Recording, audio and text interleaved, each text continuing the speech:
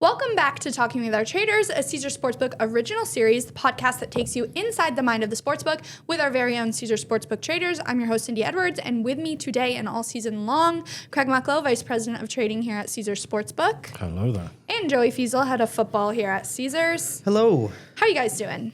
Good. Good? Hanging in there, yeah. Hanging in? Exciting week ahead. Let's dive in. Let's start out with the College Football National Championship. Top-ranked Indiana looks to become the first team to ever finish 16-0 when they battle the 10th-ranked Miami team. Line is currently Indiana minus 8.5, total 47.5.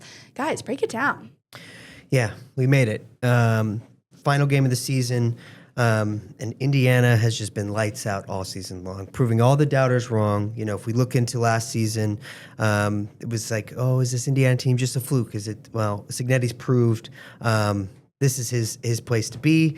He's building up this team through the portal. He's just really kind of being the new Nick Saban, it seems. He's a little older to kind of have the accolades that Nick Saban had, but he's clearly running college football right now. And the line is proving towards that Indiana is that team, right? Opening up at minus 7.5, we're now at minus 8.5, leaning to 9. The action coming in has just been one way, all towards Indiana. We're looking forward to Indiana winning, but not covering. That might change the way it's going. We might. Miami's a big winner for the customers on the futures. Indiana's a decent position for us, but the way this avalanche of money's coming for Indiana, we might end up prefer to take the hit on the futures and get away with Miami straight up. But it'd be interesting if somebody can actually put a fight up against Indiana, because Oregon didn't and Alabama did not. Yeah. Well, let's talk about this game location. So how did the location impact game odds, knowing that it's technically a Miami home game? It's technically a Miami home game, but it still kind of has that neutral site field, right? So if you look at like home field advantage at all in college, it's a little different than NFL. Typically, if you're going to average everything out, it's going to be 1 to 1.5 points. But some are going to be much bigger, right? If you go to LSU at night, that home field advantage is huge. Right. If you go to Ohio State, that home field advantage is huge. You go to Mackey Stadium, University of Nevada, not so great of a home field advantage there. So Really? Crazy. Yeah, it's crazy to think that we're not good. But in this game, you know, this is kind of going, you know, it was factored in. This is in Miami. You're going to get the slight home field advantage with local fan support, easier to travel to the game. You don't have to travel anywhere. You're familiar with the surroundings, right? You've been in Miami all year long. But the line's moving the other way, suggests that it's not going to be as big, and where maybe team strength for this Indiana team and how good they have been, how good they, Craig pointed out, just absolutely blowing out these teams, that really this home field's probably not going to have that much of an edge for Miami in this one. It's interesting that Miami football fans know where Miami football stadium is in the playoffs, because that's a rarity. It's been quite some time. I'd say playing at home is more impactful than playing at home in a Super Bowl, because you get all the corporate tickets and there's less of a stadium atmosphere. I had it at a point, but it seems to be eroding away, and we probably did build that in at the start, but now it's up to 8.5. It's going to touch 9 most likely. Wouldn't surprise me if 9.5 the way this money's coming. Yeah, I think that's just off the board now, that argument. But it does take into account. I mean, the Rams won the Super Bowl in their home stadium. Not a home field advantage team normally, but in the Super Bowl, a little bit different. Right. No, that makes sense. I do believe Fernando Mendoza is from Miami, correct? Yeah.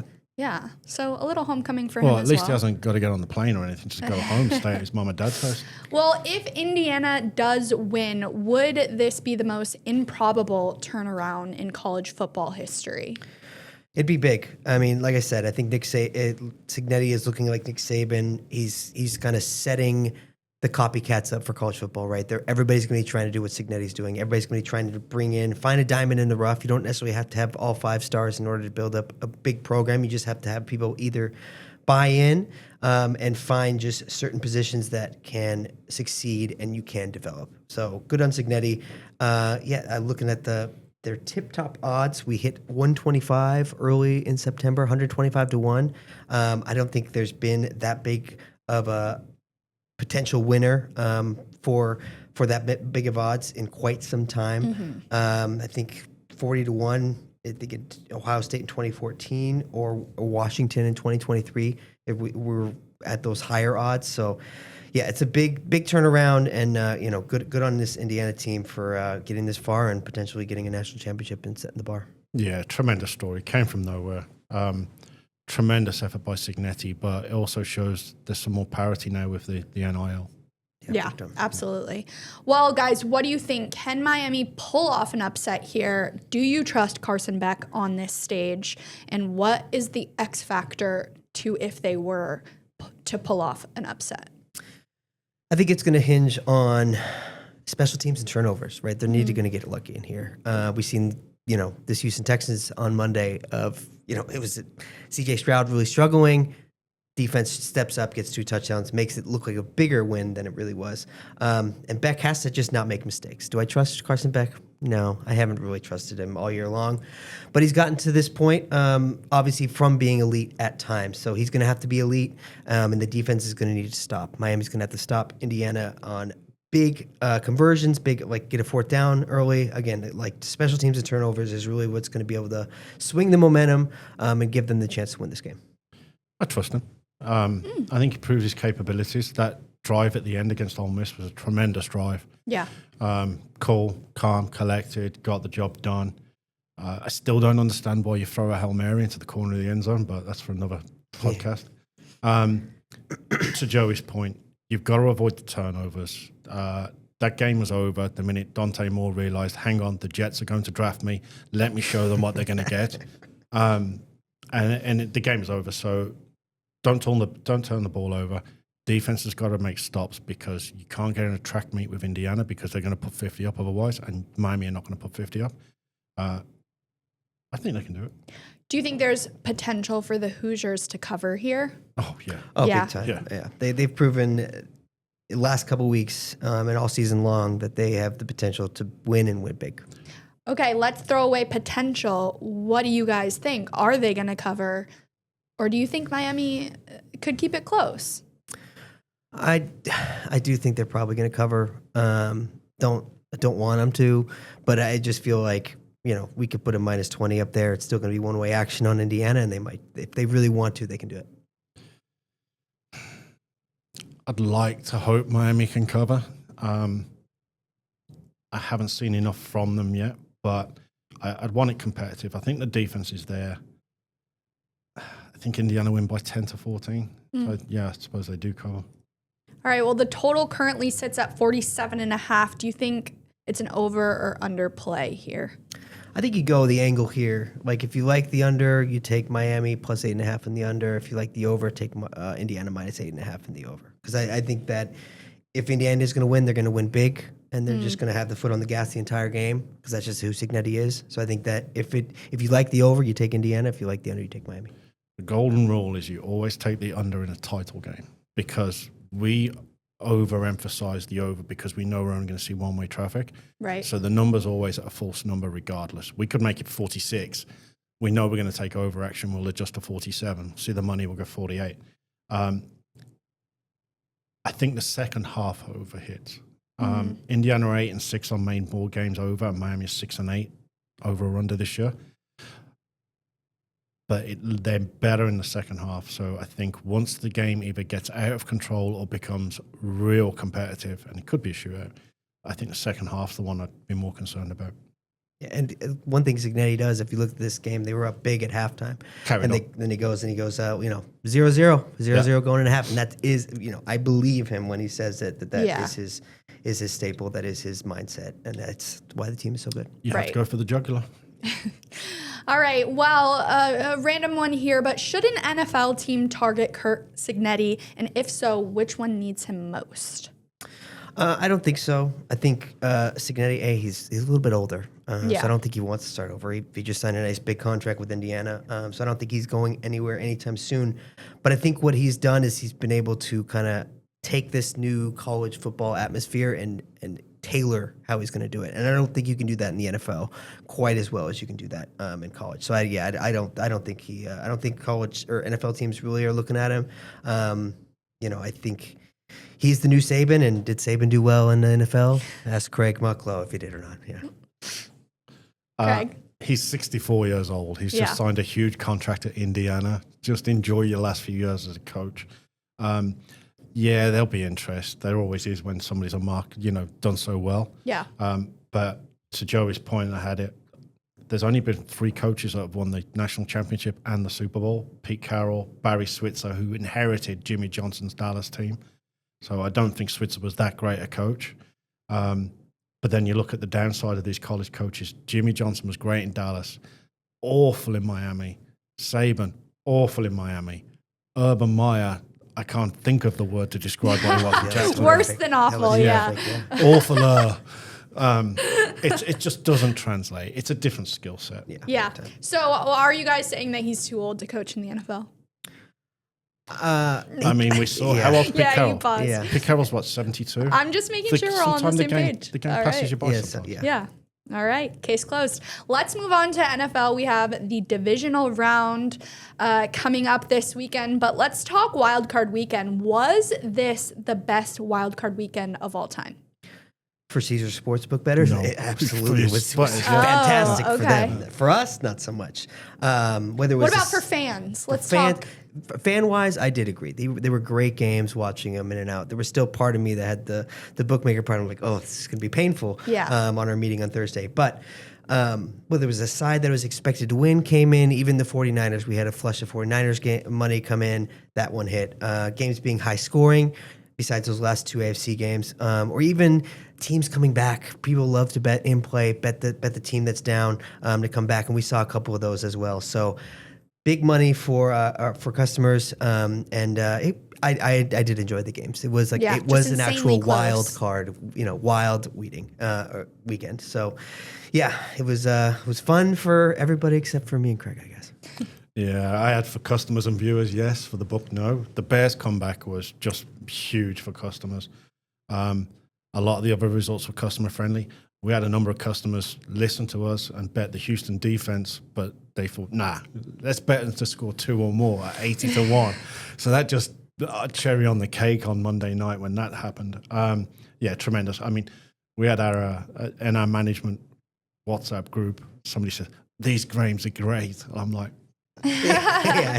So it's clear that the NFL playoffs are just fine without Mahomes, without Burrow, without Lamar. Is that the same case for betting? Did you see just as much action, just as much fun? You saw plenty of action, and the results were going their way, which also adds to it. I mean, even with the college, it was going, so they had a little bit of money in their pocket going in the weekend. So no, it was fine. I think without those kind of big names, we was just fine. It's still the NFL. Doing just fine. All right.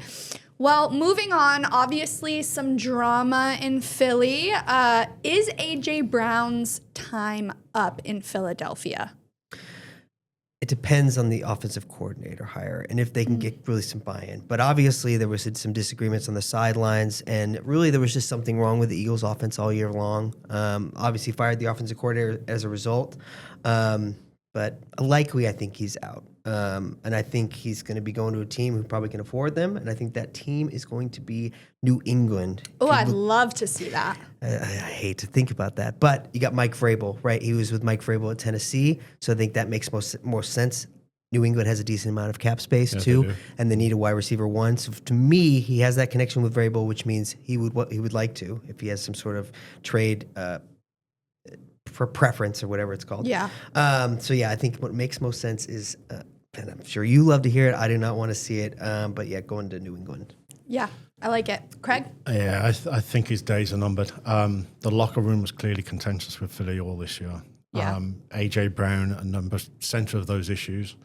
The sideline spat with the coach, not good. And then Philly still had a chance to win that game at the end, and he dropped that clear first down pass and for a lot more yards.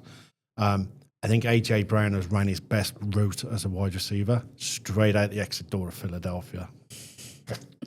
All right, moving on.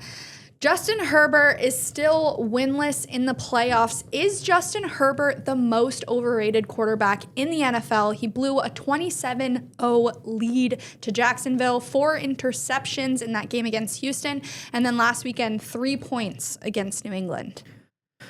No, he's not overrated. I have a hard time Stop. blaming Justin Herbert in that spot. A Jim Harbaugh team is only as good as their offensive line, and clearly the injuries made such a big impact. I mean, he had a broken hand out there. While he didn't play great, he got really beat up. And I just can't blame Justin Herbert in this spot. I think there's plenty other overrated quarterbacks in the NFL. I don't think Justin Herbert's one of them. First of all, he did not blow a 27-0 lead against Jacksonville. The team blew the 27-point Yeah, lead. I suppose that's more on defense. And didn't they have to score 28 points to cover that? So that's the defense. That's not Justin Herbert. All right. But to Joey's point, it's the offensive line's fault. He was sacked 13 times in those 3 playoff games. There's a number of quarterbacks, especially in Miami, that have not been to the playoffs 3 times. So you're not a bad quarterback. I don't think he's a bad quarterback, but I think You forget they're always on the road because they don't win the division. So they're having to go on the road in the playoffs as a wild card team. right. But has there been a quarterback that has received as much praise as Herbert receives, which is a lot, who's actually not really accomplished anything? Like I can't think of one thing he's accomplished. And I he gets feared for his life Sunday night. That was looking no, really it was bad. Yeah. All right, so you guys are sticking with he is not overrated. It's the team, not him. Yes. All right. Speaking of quarterbacks who are struggling, CJ Stroud might be the only one that was struggling a little bit more. How concerned should the Texans be with CJ Stroud's performance?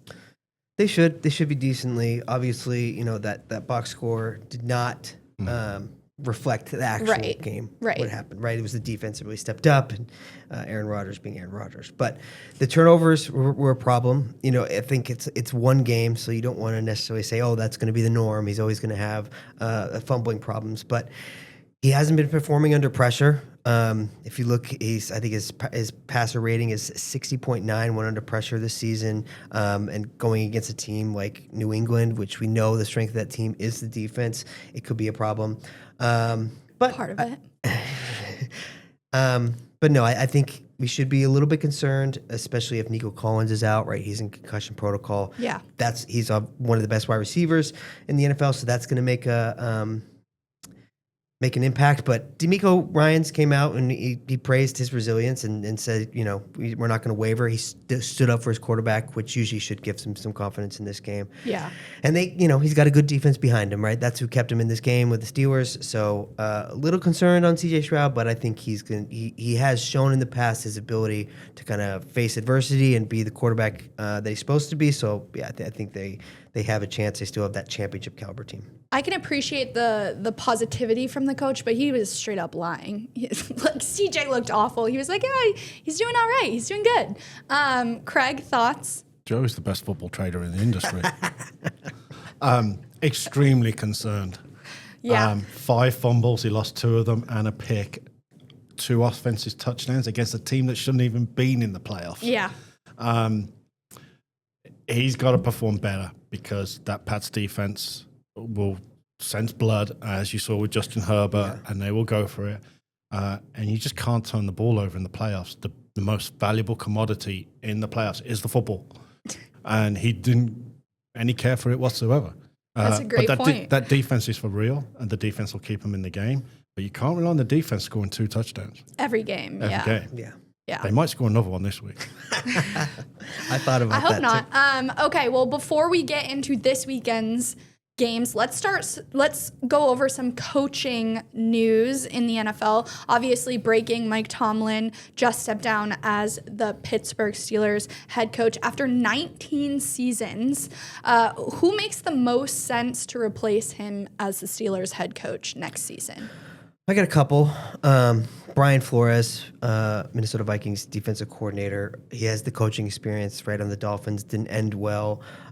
He'd been on Tomlin's staff in 2022, so he's familiar with the Steelers. He's known as a smart, innovative defensive mind, and he can bring the Steelers back to the Blitzburg era, right? Because we know Brian Flores likes to blitz, so that makes most sense to me. Another defensive mind, Jesse Minter, Chargers defense coordinator, young rising from the Harbaugh tree. That would make sense Chris Shula, I think Craig mentioned that last week, defensive coordinator for the Rams to kind of go, if you want to go the McVay route, coaching tree, and then Clint Kubiak, if you want to go the offensive side of the ball. What the wonders he's done with Sam Darnold on his sideline, can really build a successful offense there. I hope it's Brian Flores. Yeah. I loved him at the Dolphins. I thought he was great. It was hard done by. It suits Pittsburgh's what's the word? Identity. Bring back Blitzburg. All these coaching hires, all these coaching roles. There's only one that has a quarterback. All of them have quarterback problems. Yeah, so I was going to say, does it even matter who's the next head coach until they figure out this quarterback situation? Well, just build the defense and draft a quarterback. Yeah.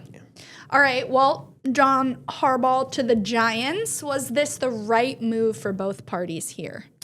Yeah, I think it was. I think the Giants have got to be ecstatic, and I know our in-house Eagles fan is not happy about it, right? To see Harbaugh going against them twice a year. But yeah, I think Harbaugh, obviously he could have the pick of the litter, right? Wherever he wanted to go. I mean, Miami just probably fired their coach thinking that they had a chance at They're going to rehire their old at one. John Harbaugh. So I think that it's going to be good. I think it made sense for Harbaugh to go because of the offensive potential, right? You get Jackson Dart, rookie, Cam Spadabu looks good. Malik Neighbors, one of the best wide receivers, are potentials. He's obviously was hurt last year. Yeah. So I think he wants to build this up, and this also gives us a chance for a Harbaugh Bowl. So New York Giants versus Chargers. Maybe in the future we'll see. I mean, ironic, when we did the first episode in Monte Cristo, we thought the Giants were a year away. We thought they had a tremendous draft. And of all the teams available, that's the one that's most ready to win right now. Okay, they only won 3 games, but that's just bad coaching. Jackson Dart injured all the time. Right. They lost Neighbors. They lost Scatterboo. I think the cultural change will be great. I mean, if I was the Giants and I was the first team to interview Harbaugh in person, I'd have chained every door and not let him go until he signed a contract. Now Harbaugh's off the table. All the other coaching roles will start filling. Right. Because everybody was after the prize. And maybe Tomlin's the next second best prize now. Might be. Yeah, we'll see what he plans to do. I mean, I pre-said it a couple of years ago. I loved the idea of Tomlin to Miami. It never happened. But now I think you'll see all the coaching happen pretty quickly. Yeah. And the interesting one with Tomlin is he has to be traded. Right, because he stepped down. They didn't fire him. Yeah, Trade him for Tua. I was going to ask about that might be a win. The semantics of it, right? Like when they're like, I'm stepping down. Is he stepping down? Was he told, like, you should step down? Was it I'm going to do you a solid and give you this respect? But that's a great point. So then how does that work? But then you just pull a Raiders move and pay 5 coaches not to work for you. So. No one pull a Raiders. All right. So literally, that's my greatest advice. So he stepped down. There's talk of him going into TV, which he will be great at. Yeah. I mean, he did the honorable thing stepping down, and Pittsburgh now don't have to pay him. Right. So maybe for 19 years of never having a losing season and a Super Bowl, both parties can come to an amicable agreement and let him go coach somewhere else. New change of scenery. Very respectful. I can't say the same about the Harbaugh situation. Why? Did you see, was it the GM come out and say he would have had his job for another week if they made the playoffs? No, because they'd won the Super Bowl. It's just crazy. All right. Moving on, which player made a bigger statement in their playoff debut, Caleb Williams or Drake May? Caleb Williams made a bigger statement in his playoff debut, leading a significant fourth quarter comeback victory over big brother Green Bay Packers. Right, Drake May was good at times, but had a less than spectacular debut. Obviously, not the MVP caliber game like we had seen him as the runner-up this whole season. But yeah, I think it just really comes down to Caleb's. That's hard to do, right? Come back in the fourth quarter. You got Ben Johnson believing in you. He made mistakes in the past, but it looks like he really is showing leadership. Was when I watched those games. So I think it was pretty easy. Caleb had the better performance. Yeah, I'm going to go Caleb as well. The Pats led all the way, so they were really not under any pressure. Right. The Bears needed Williams and the defense to step up. Both did. What got me was how crazy the Packers just cannot hold a lead against the Bears. That's crazy. In 3 games this year, the Packers at the half led 41-6. After 3 quarters, they led 55-23, and they lost 2 of those games. What? Well, I looked at some of the comebacks the last 2 years. Yeah. So in games between spreads up to 3 points, teams with 10-point leads going into the third quarter. Last year, 52 games, no comebacks. Every team held on to that 10-point or bigger lead. This year, 47 of those games happened. 5 10-point comebacks, 3 of them by the Bears. Wow. 2 of them against the Packers. Yeah. All right. Moving on. Do you still believe the Patriots are frauds? No, Cindi, I don't believe the Patriots are frauds. They have a dominant defense, right? Vrabel has got this team cooking. And we saw clearly, well, I think they hit probably a little too harder than they should. It's really a part of the mindset that they're really building up and the culture that they're building. They have an MVP runner-up quarterback in his second year, Drake May. Has looked decent, right? I know there's parts of it the schedule, but he is still probably a good quarterback, and he's going to be in the top echelon of quarterbacks probably going into next year when they have a tougher schedule. We'll see if they're able to continue it. And yeah, I think it really comes down to Vrabel was the guy, and he's made it very clear that he's doing it the Patriot way, right? He was a longtime Patriot. It was a great hire for them to kind of bring him back into the building, and it's I don't think the Patriots are frauds. I think they're going to win the Super Bowl. No, but I do think that they are a competitor and will be moving forward. Craig? They are the Alabama of the NFL. Make of it what you will. And That's you calling them frauds. I didn't say that. That's exactly what you just said. Did Stafford I win the speak MVP? Craig. Is it official? Not yet. No, Because not called yet. he's I called mean, Drake May runner up twice now. I know. Yeah. I mean, he's right, but... And so am I. So you still do think the Patriots are frauds? Just answer yes or no. Yes. Yes. All right. If they win this weekend, You do can take a that victory back? lap and I'll apologize. All right. Moving on, which number 1 seed is more likely to go one and done, the Seahawks or the Broncos?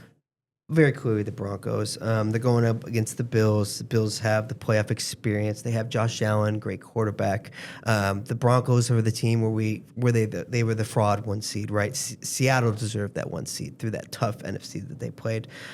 So, we saw the line come back towards the Broncos this week. We'll talk about that a little bit later, but it's still close to a pick'em game, so they're likely to be the one and done team in this scenario. Do you agree, Craig? Both of them concern me. Seattle are a much better team on the road. Their record at home is not as good. They're against a divisional opponent that got absolutely smacked by Seattle in Week 18.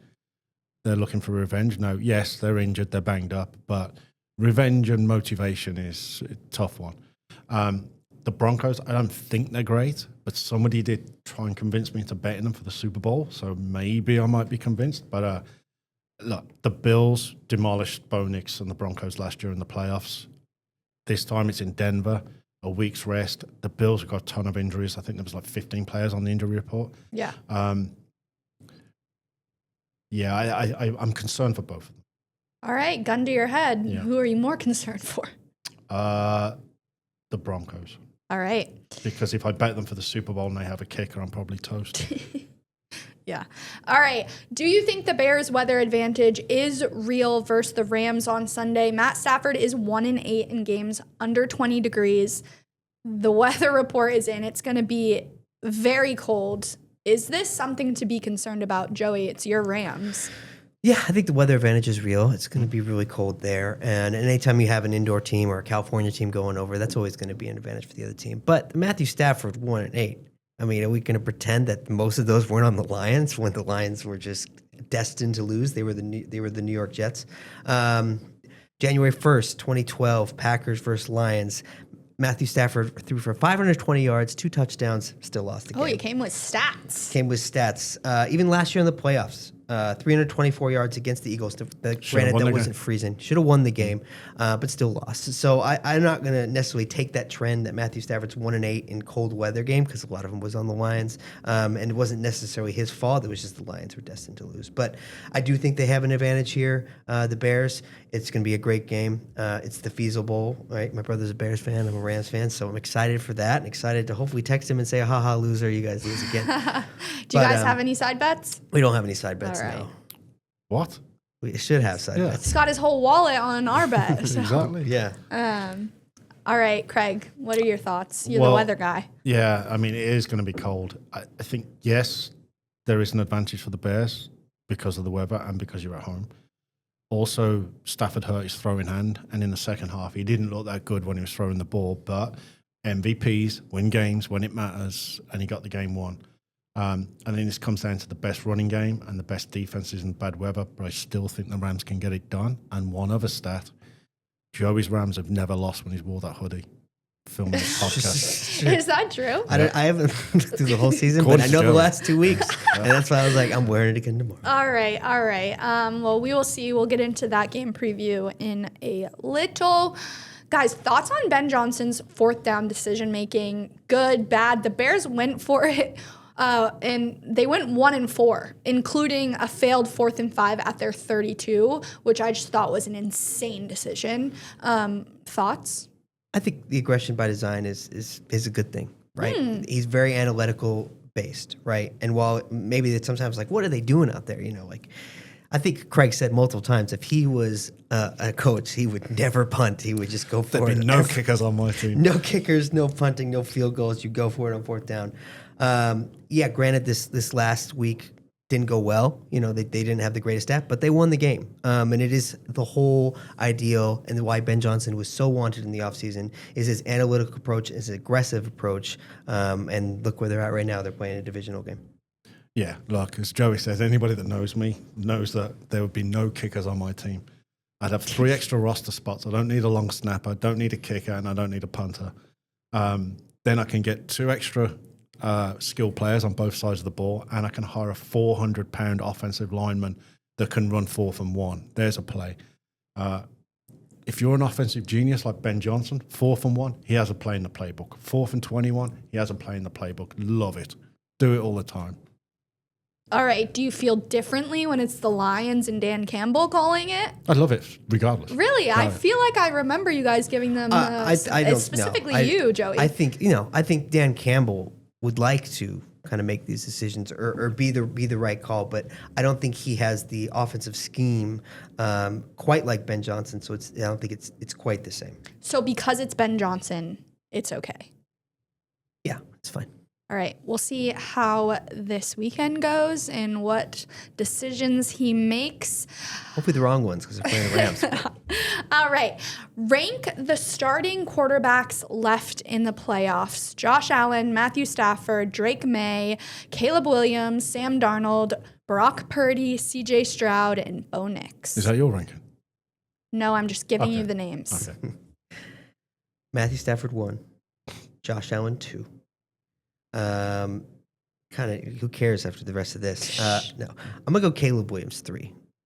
He's someone that I like, and I think he is good. I liked him in college. He has to figure out his accuracy, but his ability to scramble and get out is really who I like. He has that kind of Josh Allen, where just never give up on a play, and is able to escape. So I got him at 3. Number 4, I've got Drake May. I hate to say it. Heck yeah, you do. I don't believe the next one after that, Brock Purdy, is next on that list. I think he's more of a system player. Followed by that, I have CJ Stroud. Again, not the greatest year. He seems to be getting worse by worse over the course of the years, right? He had a great rookie year. Okay, last year, and this year, not so great. I don't think that's necessarily his fault. I think it's the entire team, and they've really been kind of driven by their defense, but I have him in that spot. Number 7, I have Bo Nix.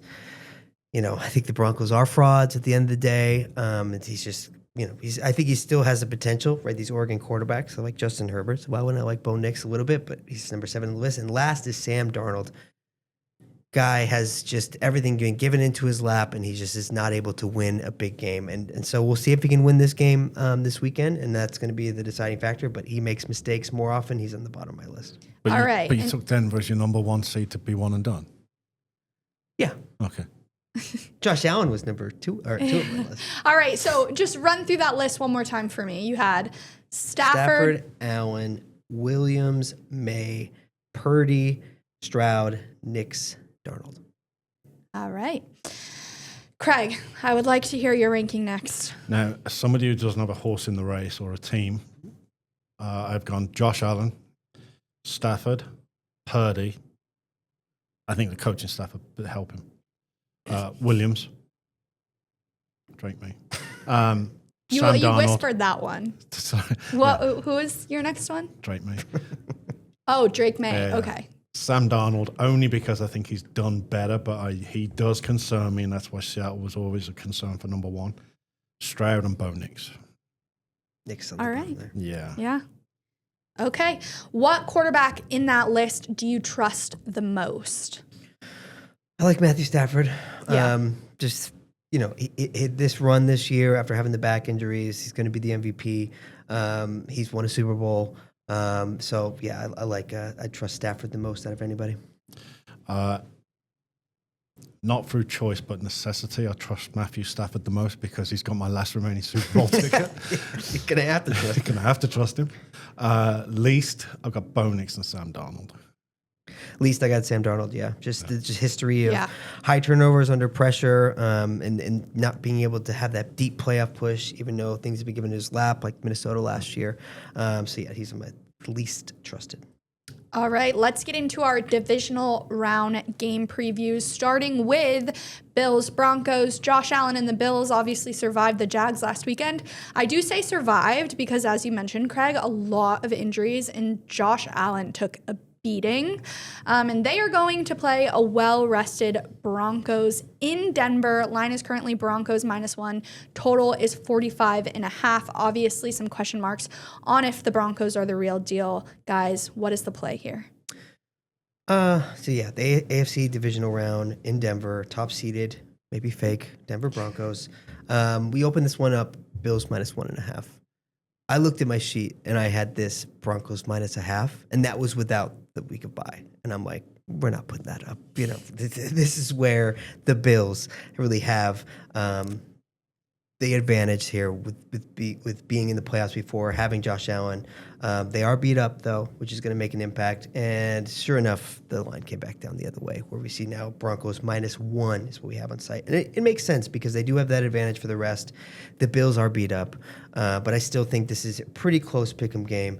We saw the Denver have a good record throughout the year, but a lot of really close wins. We've seen that with the Chiefs last year when push came to shove, they were playing a good Eagles team. They got absolutely blown out. So I'd like to say the Broncos here. I'd like to say they have that rest advantage. I didn't think the Bills played that fantastically against the Jaguars. I think the Jaguars just kind of blew that in the end when they had all the momentum and not be able to punch it in. Yeah. So I do lean the Broncos here, but I don't feel confident about it. Last week I made the Eagles 6 and the line was 4, close 6, and look how correct I was because they're out. Again, this was Bills 1.5 last night when I put this together. I made the Broncos 1.5 point favorite, so I'm along the same lines as Joey and slightly higher in the total. I looked at the refs and I looked at history. The Bills are 8-5-1 all time in Denver. The last time the Bills were in Denver, they won 48-19, which was 6 years ago, 2020. The ref is Carl Sheffers. He's the 4th best over ref in the last 2 years. He averages 47.5 points per game, and the 3rd best home team against the spread the last 2 years. So all signs point to Denver. But when the market differs to me and the market comes my way, I'm usually wrong. So word of warning on that one. All right, moving on, we have 49ers Seahawks. An injury-battered 49ers head to Seattle to take on the NFC's #1 seed.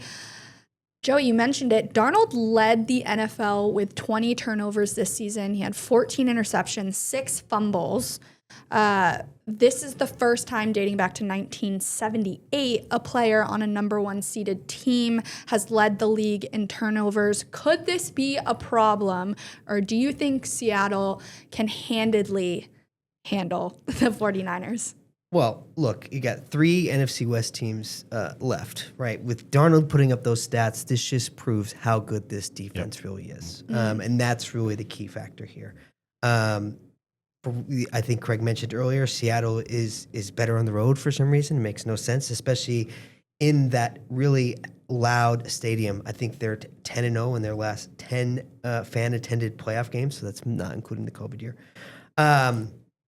Dominant 13-3 victory last in the regular season finale against the 49ers. It didn't look, if you look at the box score, it doesn't tell the story. Yeah, it was a one-way traffic. Seattle actually dominated that game. It's just they weren't able to kind of get over and get enough scores.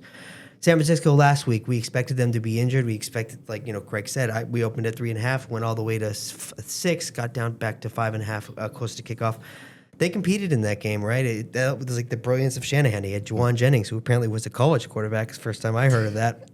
Threw a nice touchdown pass to Christian McCaffrey. So you can't really count out the 49ers here because Shanahan's still there, but then they lose Kittle again, which is a big impact, right? They already had trouble wide receiver. Now you take out one of the best tight ends in the league.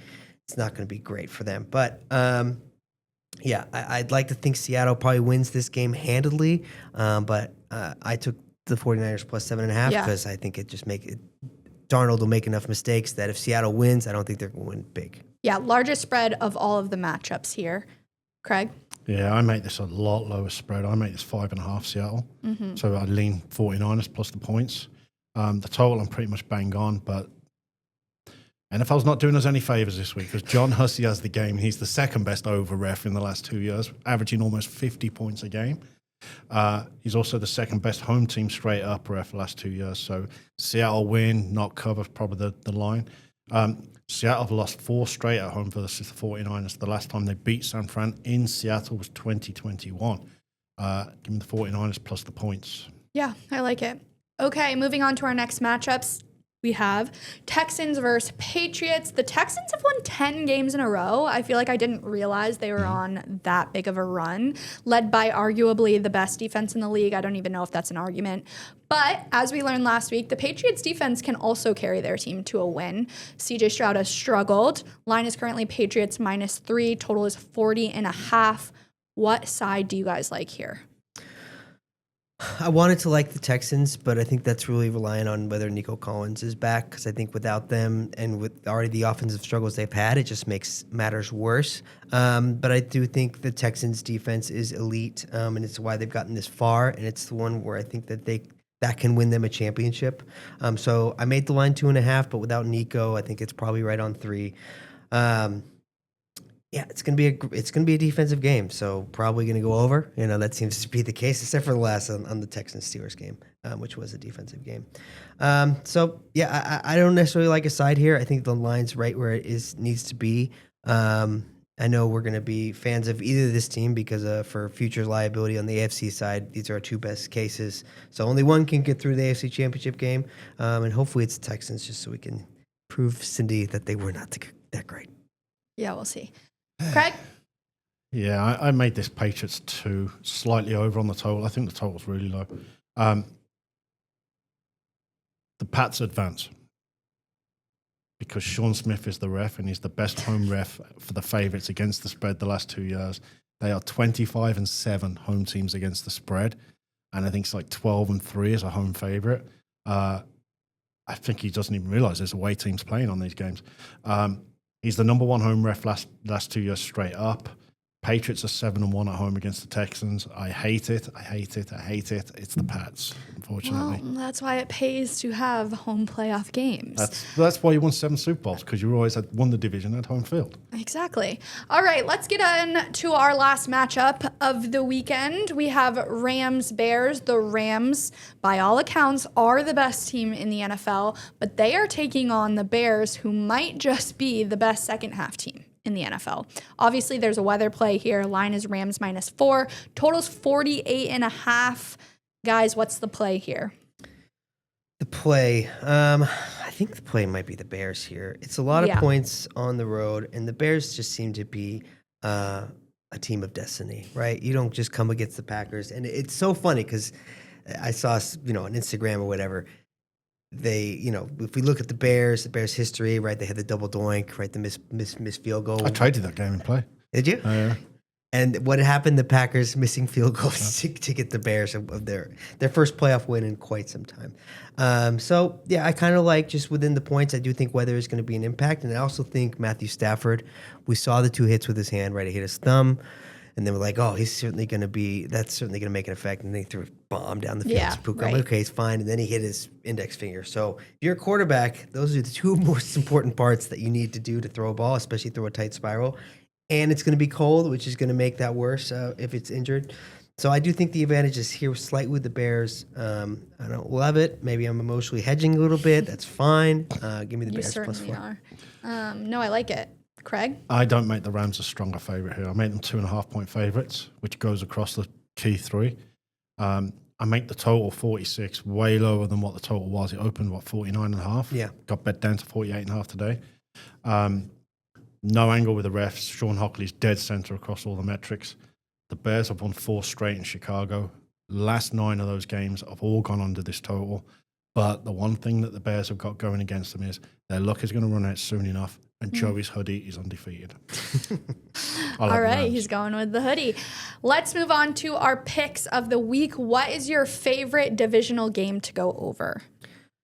I think this Bears game goes over. Although it's going to be cold, Ben Johnson's going to go for it every fourth down, right? This is going to go all in. Craig Buckler playbook. Craig Buckler playbook. He's going to try to increase the possessions, and I think Stafford is still going to be fine in the cold weather. So I think that, with that elite offense, with the ability to run the ball, I think that they're going to be able to score. And I think this is going to be one of those wild back and forth games with the Rams, and that's going to likely result in a higher total. I just went based on my numbers. So the biggest difference is the Bills Broncos. I'm going to go over on that one. All right. Favorite divisional game to go under? It's probably going to go over, but I'm going to take the under in the Texans Patriots. 2 elite defenses going hand in hand. I was looking at the ref data, and that particular ref, was it Sean Smith? Yep. Calls a lot of defensive penalties. Yep. So maybe this is the NFL also putting in there for these 2 aggressive defenses. Maybe they're going to keep them in check. So it's probably going to go over, but I'm going to take under 40.5. Rams Bears under. Again, I make it the lowest of my numbers. The weather. These 2 haven't gone over this total in Chicago since 1990. Just too many angles to not take the under. All right. Favorite playoff team to cover the spread? Bears plus 4. It's the Patriots. Upset of the week. Your Houston Texans, they're getting it done. I hope. It's the 49ers, plus 290. It's Sam Darnold. It's Seattle, not great at home. They're better on the road. Revenge, divisional game. 7.5 is too many points. Yeah. But I think the 49ers get it done, and my next door neighbor's car parking lot with all his friends around the house. I need them out because I can't park my car. Yeah, that's terrible. All right, Craig. I know we mentioned the weather in Chicago. Any other weather we should be aware of? Let's go through it. So Miami, Indiana, Monday night. It's 8 miles an hour wind, 61 degrees. Beautiful, clear night in Miami. Seattle, no wind, 46 degrees, so a little bit chilly. Denver, 40-odd degrees, 9 miles an hour, nothing. Chicago, 16 degrees, nice warm day, 14-mile-an-hour wind. So there's going to be wind as well. In New England, cloudy, 34 degrees, 6-mile-an-hour winds, and that is it. So only the Bears. All right. Let's get into our anytime touchdown parlay. 1 pick per person. We did cash this last week. Our Talking with the Traders quick pick. If you would have put $10, you would have won $467. So if you're at home, why didn't you tell us? Guys, are you ready? I'm ready. Who would like to start? I'll start. I got a quarterback that I think is going to be running around. He's my 3rd trusted quarterback. Give me Caleb Williams plus 340 against the Rams to score a touchdown. This is going to pay big again then. Oh, God. Let's first say, if you followed us this year, you'd be profitable to midway through the 2033 season. You'd be 133 units up. If this one cashes again, HR have already booked our meeting for Monday morning. Boy, I can wait. Yeah. So the one I really like, but we're not going to put it up, Vrabel played linebacker. Mm-hmm. I think the Pats, to stop the defense of Houston, are going to use some special play, and I think a lineman for gonna the get a Pats touchdown? gets a touchdown. Oh, yeah. Just like him. I've just envisioned it. Yeah. But we're not offering that, so I'm going to go back to the well, and it's cash 2 straight weeks. Cost us a lot of money as well. Texans defense. You're absolutely Hopefully it's insane. Texans 7-0. Yeah. All right. Well, I'm trying to think of what I want to do here, but I am going to go Hunter Henry against that Texans defense. I do believe Does he play offensive line or linebacker? Kind of. He's a tight end. No, but they give He's a some. real They tight give end. some tight ends some touchdowns. So I'm going Hunter Henry. Yeah, if you like this at home, you can tail it on the Caesar Sportsbook app. The Talking with Our Traders quick pick. It's going to pay big again. It always does. Let's get into our game picks of the week. 2 picks per person, 1 college, 1 NFL. Who would like to start? I went first last week, 2-0. I want one of you guys to start us off. Pressure on Joey now. The pressure's on me. It might be We're good tied. luck. We're tied. I've already forgotten about Cindi. She won. That's fine. Yeah. I just can't. I can't lose to Craig. I got to that's- figure it out. You got to lock in. Got to lock in. I'm gonna go Indiana minus 8.5 to get it done. And on the NFL side, I'm going to go the under in this 49ers Seattle Seahawks game, under 45. I think that Darnold is not going to have the greatest offensive production, but he's not going to make those mistakes in the red zone. And so I think the 49ers are just too beat up just to beat the Seattle defense. So I'm going to take that there under. All right. Well, as Joey alluded to, you are 1 win away from avoiding having to bring your purse to a dinner. Apparently, that's only the 2nd time ever in 3 years. So congratulations, Mazel tov. Thank you. Now it depends on who gets more in trouble with their wife when the bill comes out, me versus Joey. Yeah. I'm going to go the Rams-Bears first half under 24.5. And here's a wrinkle for you. We were talking about Indiana-Miami over in the game, in the second half over. The reason I like the second half over is because Miami are 2-12 first half under this year, and Indiana are 5-9 first half. So I'm going to go Miami, Indiana first half under, whatever that number is. First half under on the Miami. Let's take a look. It 50.5. is Live checks here. Live look. A live look from Joey. 23.5. 23.5. You just adjusted the number after I made a pick. No. All right, I am going to take the overall under in the national championship game. I'm taking under, I believe that's 47.5. Joey, you got a live look? Live look. All right, and I am taking 49ers +7. I just think that's too high. 7.5, isn't it? It's 7.5. I'll take 7.5. I think it's 7. 7? All right, you just lost half a point. All right. Well, that is a wrap for this week's episode. If you don't already, please subscribe to Talking with Our Traders wherever you listen to your podcast. Follow at Caesar Sports on Instagram, Facebook, X, YouTube. Go tail us on the Caesar Sportsbook app. Do all your betting on there. These guys come up with some incredible offerings. Guys, any final words before we head into this very fun weekend? No, enjoy the last game of college football and NFL. We're getting down to the wire. It's like 7 games left? Yep. Yeah. Yep.